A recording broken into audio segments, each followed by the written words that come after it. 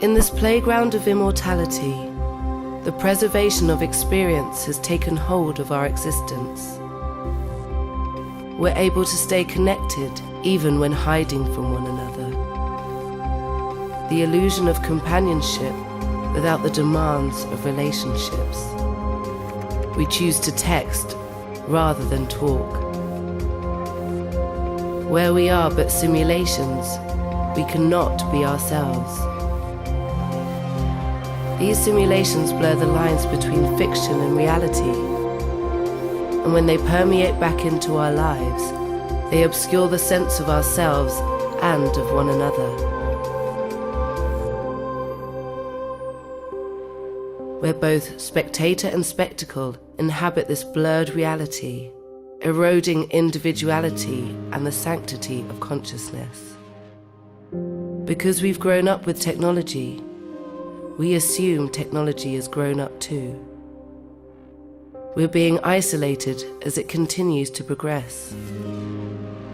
And as we've never been taught how to be alone, we only know how to be lonely. The distinction between physical reality and its simulation is blurring. And if our consciousness is experienced through the perception of sight and sound, through interaction, through technology, and through our conception of knowledge, to what extent is it really our own?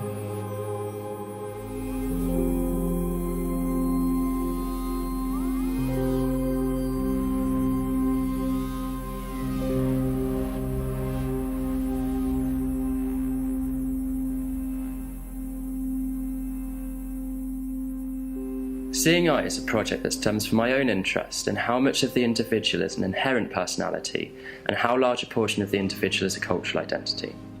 In a world which is artificially created, synthetic experiences are taken as reality. Yet our existence, the only truth we can be sure of, lies within a simulation of life, where these artificially created experiences have become our lives.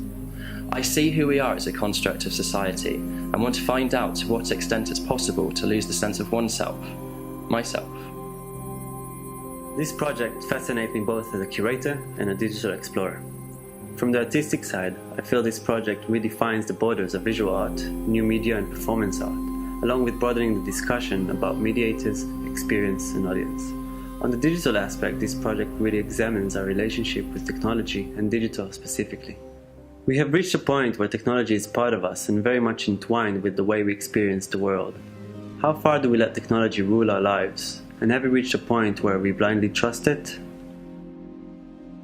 For 28 days, I will live the life of the other, unable to see my own hands, let alone the space in which I'm inhabiting, with no one to talk to, without anyone to validate any thoughts I'm having, and the only stimuli coming from the visuals and audio.